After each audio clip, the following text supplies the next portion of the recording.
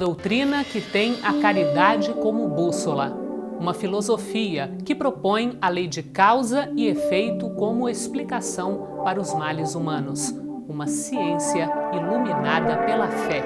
Estamos falando do Espiritismo.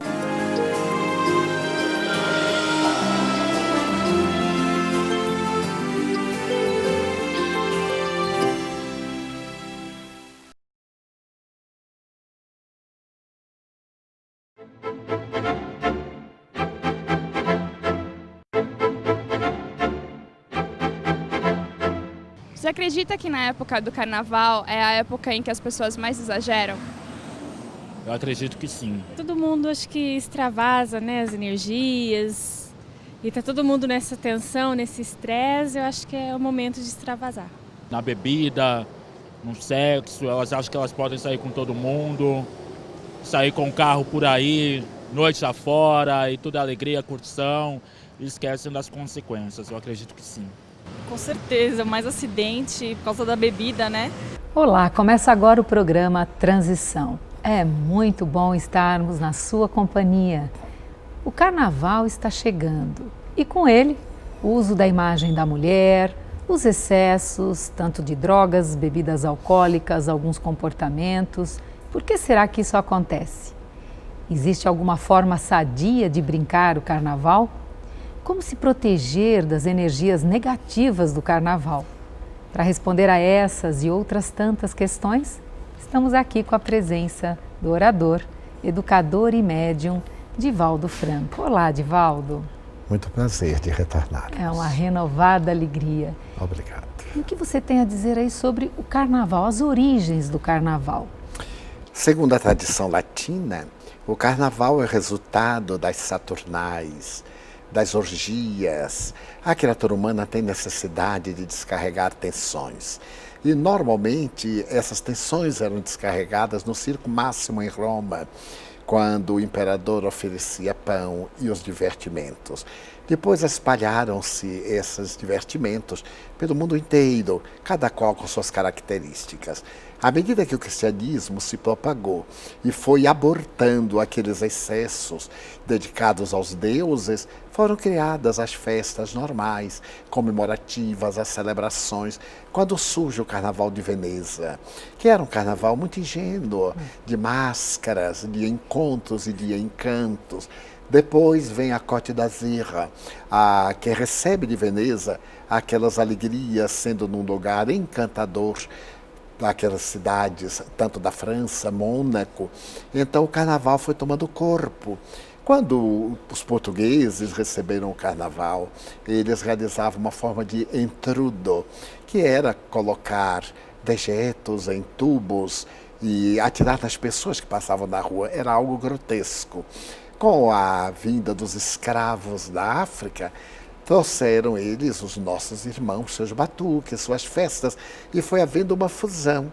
Fusão essa que tinha um caráter até certo modo edificante. Eu recordo-me dos grandes desfiles dos cursos, em que rainhas e princesas lançavam beijos à multidão, e dos blocos carnavalescos, dos cordões, dos clubes, das festas de ambientes fechados. Logo depois vieram os concursos de fantasias, em que se podiam exibir a riqueza da imaginação e da arte, tanto masculina como feminina, e logo depois na Bahia surgiram os trios elétricos. Eles, embora arrastem multidões, foram responsáveis por uma certa degeneração do sentido do carnaval. O carnaval deixou de ser um momento de danças, de bailes, para ser um momento de saltar, de gritar. Hoje, quando em Salvador mais de 20 trios elétricos saem pela orla oceânica, quase 20 quilômetros, arrastando 1,5 milhão de pessoas saltando pelas ruas, numa promiscuidade terrível, a cidade passa a ter odores pútridos em toda parte. 1 milhão de indivíduos ali sem ter outros recursos sanitários para poderem continuar no deboche. O carnaval passa a ser uma das festas bárbaras que nos faz retroceder ao primitivismo, mas a um primitivismo caracterizado também pela insânia, pela malícia e, sobretudo, pelos propósitos infelizes de indivíduos psicopatas que se vão utilizar desses dias para dar vazão às suas paixões inferiores. Divaldo, a comemoração no Carnaval sempre foi acompanhada de tanto sensualismo, tanto exagero em drogas, em condutas, como é nos dias de hoje? No passado, não. Nos clubes, naturalmente, porque eram várias horas, havia sempre buffet, haviam bebidas, algumas alcoólicas, e até o lança-perfume era ingênuo. Eu usei muito lança-perfume como criança, era muito natural, mas quando veio o primado das drogas, o indivíduo passou a utilizar-se de cola de sapateiro, que é uma coisa grosseira, do crack e de todas as substâncias alucinógenas para fugir de si mesmo. Então o Carnaval não ficou indene a essa penetração perturbadora dos indivíduos atormentados que, não tendo os estímulos para a alegria não comum, utilizam-se dessas substâncias perturbadoras. A sensualidade sempre houve. De alguma forma, disfarçada, uma sensualidade que podia ser percebida, mas não do nu dito artístico, provocante, sensual e erótico, como nos últimos tempos, em que homens e mulheres perderam completamente o conceito de dignidade humana. Não é o nu em si mesmo, dizem que é o nu artístico, mas não pode haver nada mais feio do que realmente um corpo exibido em atitudes vulgares, e que, ao invés de provocar a sensualidade, exceto nos indivíduos atormentados, provoca até um certo asco, porque a ruptura total do pudor leva-nos a um estado de perturbação interior, depois desse largo processo de ética, de cultura, de civilização. Já não necessitamos de tanta vilania, principalmente naquilo que provoca o sexo, que tem os seus estímulos na empatia, na troca de hormônios, no diálogo, e não nesse assalto pelo prazer imediato, fugaz e destituído de significado. Divaldo, no livro do Manuel Filomeno de Miranda, o livro Nas Fronteiras da Loucura, ele conta a respeito do Carnaval e como fica a psicosfera nesses dias de Carnaval.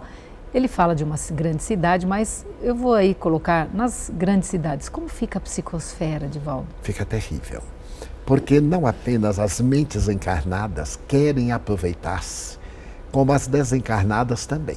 As desencarnadas, no estágio de primarismo, utilizam-se desses vibriões mentais, dos pensamentos torpes, das construções equívocas e passam a alimentar-se dessas emanações psíquicas das criaturas humanas. Logo depois, à medida que o indivíduo vai perdendo o tino do equilíbrio, entra em faixas de grande perturbação. E esses espíritos praticamente apossam-se no estado de subjugação dessas vítimas espontâneas e passam a viver entre os dois mundos. Daí, não raro, muitos dos gozadores sempre estão frustrados, porque foram instrumentos de outros gozadores que deles se utilizaram.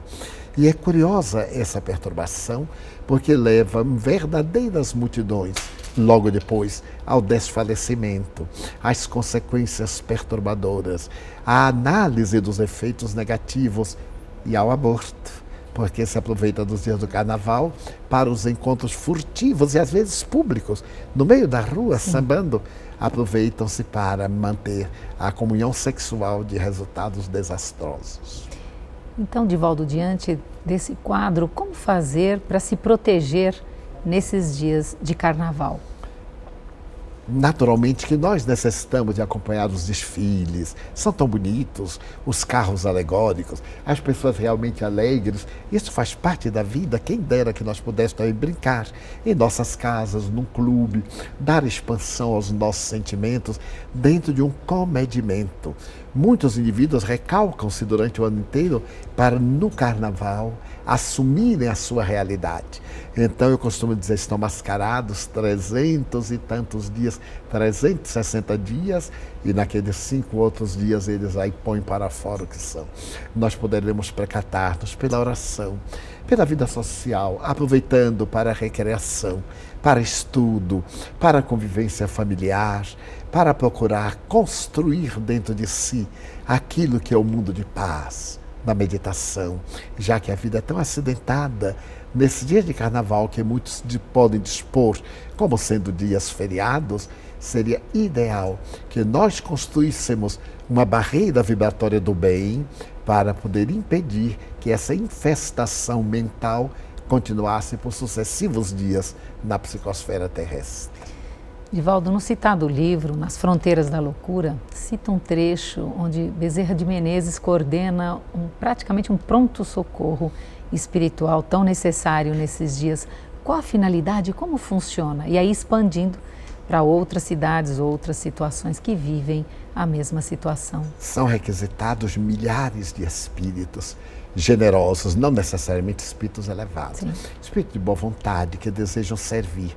E eles são orientados a inspirar as pessoas a menos desaires, a menos abusos, a estarem ao lado, a reconfortarem, a socorrerem as vítimas, a trabalhar em favor de outros espíritos que desencarnam nesse período, ou de verdadeiros obsessores que estão influenciando negativamente as pessoas por ignorância, acreditando-se encarnados ainda ou reencarnados.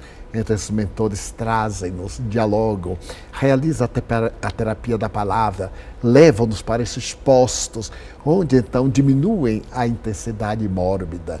Se com todo este socorro nós vemos esses resultados funestos, imaginemos o que seria de nós se não houvesse a abnegação desses nobres guias da humanidade.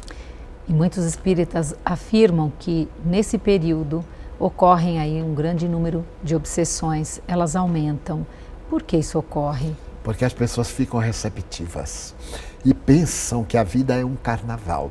Aqueles dias vão passar, mas as pessoas ficam embaladas naquela ilusão e passam a manter a conexão com os espíritos que lhes são afins, dando lugar a esses procedimentos obsessivos, por angústia, pela falta, por desespero, porque já não tem mais os mesmos prazeres, os parceiros foram de ocasião, e outras vezes pela fixação das ideias, em que o espírito adversário começa a transmitir à mente o seu desejo veemente, vai explorando as energias e a pessoa termina tombando na exaustão, no estado de obsessão grave.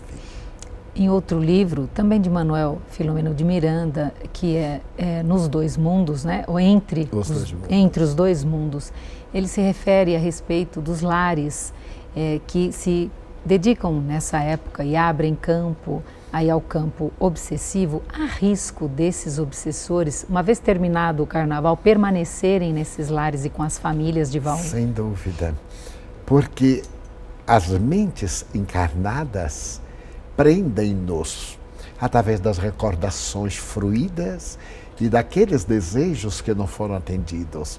Ficam mantidas as aspirações, as lembranças que passam a fazer parte da agenda diária. O indivíduo vai deitar-se e fica elucubrando em um verdadeiro diálogo com a entidade que ele está imantada. E quando se desliga parcialmente pelo sono, a entidade perversa arrasta e leva esse indivíduo para regiões inferiores, onde existem carnavais da pior procedência. Em outro livro que psicografamos, intitulado Sexo e Obsessão, a região dolorosa, eu estive lá desdobrado.